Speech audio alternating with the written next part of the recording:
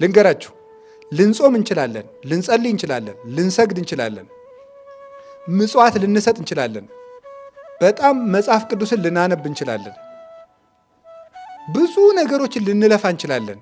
ቤተ ክርስቲያን እየቀረ ግን የሚያፈራ ሰው የለም። እርግጠኛ ሆኜ ነው የምነግራችሁ። ሰው የሚያፈራው ከእግዚአብሔር ቤት ነው።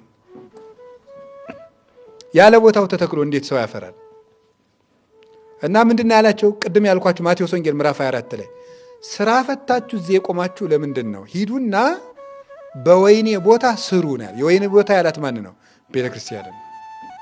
ቤተ ክርስቲያን ውስጥ ቤተ ክርስቲያን ይኸው ታምረ ኢየሱስ ስታነቡ ሰምታችሁ ይሆናል ወይ? ሲነበብ ሰምታችሁ ይሆናል። ምን ይላል?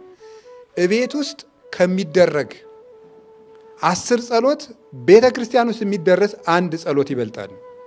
እቤት ውስጥ ከምናደርገው 10 ጸሎት ቤተ ክርስቲያን የምትደረግ አንዲቱ ትበልጣለች።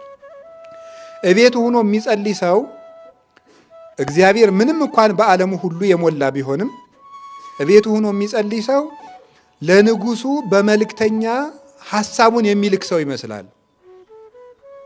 ቤተ ክርስቲያን ገብቶ የሚጸልይ ሰው ግን ንጉሱን በመንበሩ ፊት ለፊት ቀርቦ ጉዳዩን የሚያስረዳ ሰው ይመስላል።